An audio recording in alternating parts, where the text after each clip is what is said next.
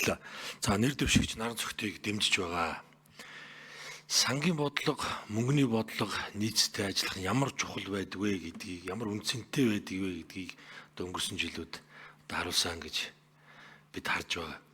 За тийм учраас яг энэ нөхцөл байдалд хамгийн тохиромжтой кандидат гэж бас харж байгаа өөрөө чинь.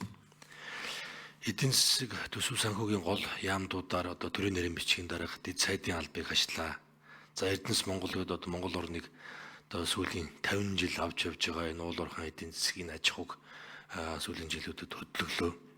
Балгийн сан дээрээ менежмент хийх энэ нарийн мэдрэмжүүдийг би авсан бахаа гэж итгэж байгаа.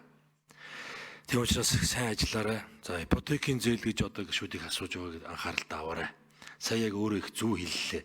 Хамгийн гол нь зорилтод бүлгэрүүгээ чиглүүлэх хэрэгтэй. Тэгэхгүй 80 м2-аас дээшээ нөгөө боломжтой хүмүүс энэ рүүгээ гүйж орж ирээд нөгөө боломжгүй яг зорилтод хэсгээс боломжийг нь булааж авчихад байгаа байхгүй юу. Тийм учраас энийг маш сайн нарийн барьж улам нарийсгараа гэж захий. За тэгээд ажлаа аваад ингээд удахгүй анцуу шамлан ажилдаа орох байх. За ер нь гадна талд тодорхойгүй нөхцөл байдал 26 онд үргэлжлэх төлөвтэй байна. За ер нь нэлээд тийм сорилт өөрийн чинь болов тосч байгаа. Тэгээ санхүүгийн доктортой байдлын зөвлөлийн гишүүн болоод ингээд ажиллаад явах учиртай. Тэгээд ажилд нь өмнөдөх ажилд нь улсын хурл дэмжинэ байхаа гэж би итгэж байна. Тэгээд ажилд нь амжилт хүсье.